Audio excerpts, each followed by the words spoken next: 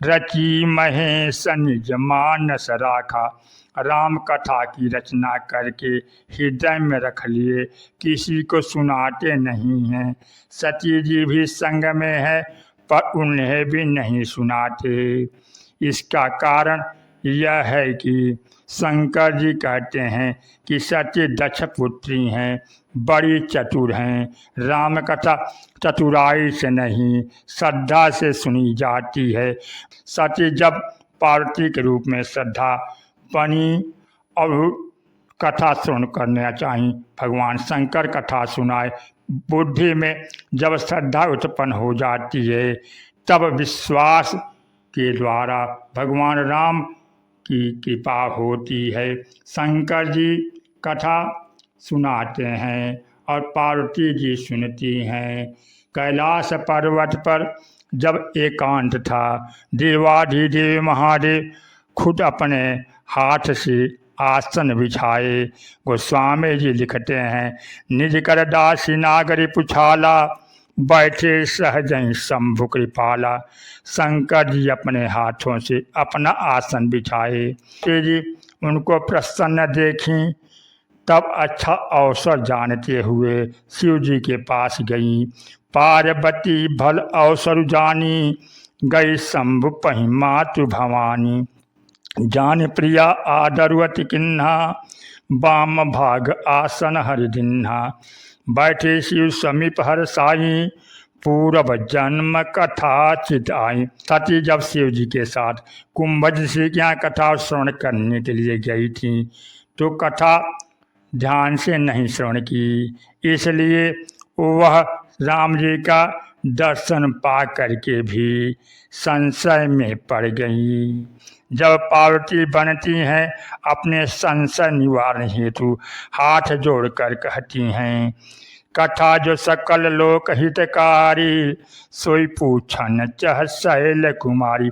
महाराज, संसार का हित करने वाली जो कथा है वह शैल कुमारी पूछती हैं।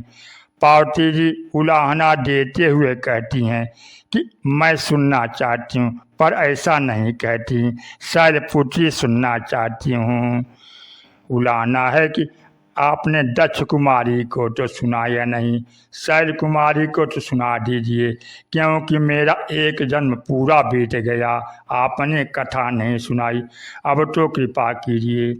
दक्ष की पुत्री सती में चतुराई है और चतुराई का अहंकार है, लेकिन सज्जनों, ईश्वर की कथा अहंकार से नहीं, श्रद्धा से सुनी जाती है और श्रद्धा से सुनी गई कथा हृदय में ग्राह्य हो जाती है।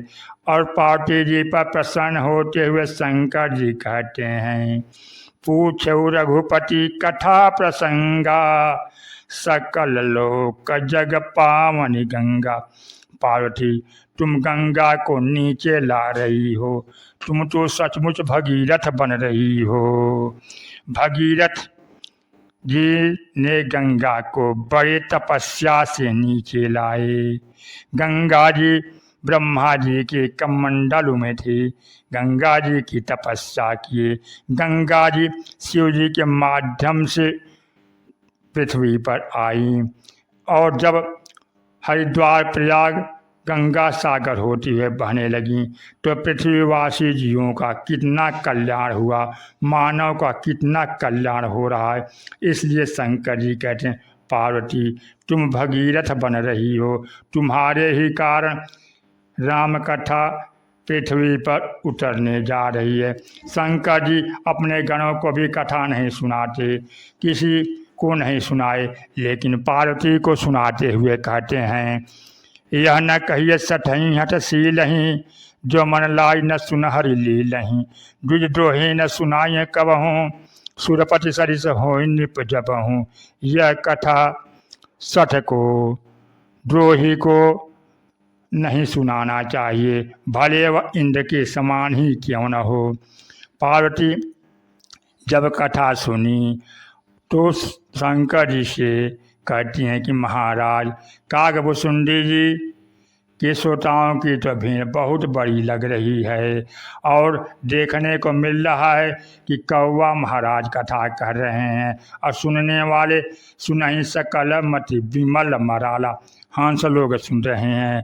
पार्टी जी मुस्करा कर महाराज कथावाचक कंठ अच्छा हो तो श्रोताओं को बड़ा आनंद आता है, पर बड़ी विचित्रता यह है कि हंसों को कथावाचक कौवा ही मिला।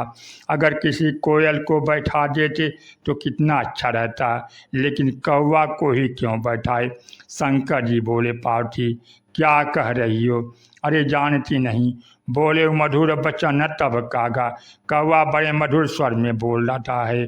पार्वती जी कहते महाराज आज तक कौवे का स्वर तो मधुर सुना नहीं। शंकर जी कहें अगर मधुर स्वर से राम की कथा मधुर लगे वह तो स्वर की मधुरता है, उसमें कथा की क्या मधुरता रही। हमारे राम की कथा इतनी मधुर है कि वह कौवे के कंठ को भी मधुर बना देती है, इसलिए इसे कौवा कहता है। तब भी हंस लोग सुनते हैं। पार्वती श्रद्धा हैं और हंस विचारक हैं। ज्ञान विचार विराग मराला। राम कथा को पहले विश्वास ने कहा और श्रद्धा ने सुना। नीलगिरी पर्वत पर कागभूषुंडी के रूप में निष्ठा ने कहा और विचारक हंसों ने सुना। फिर भी राम कथा कैलाश और नीलगिरी पर्वत पर है, किंतु जिस प्रकार से गंगा पहाड़ से उतर करके तीर्थराज प्रयाग में आती है, वहाँ पर स्नान करके लोग धन्य धन्य हो जाते हैं।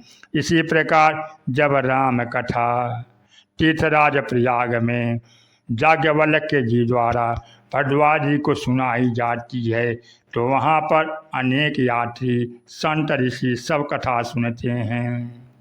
तीर्थराज प्रयाग में कथा सबके लिए सुलभ हो जाती है। फिर भी मुनि ही श्रोता हैं और मुनि ही वक्ता हैं।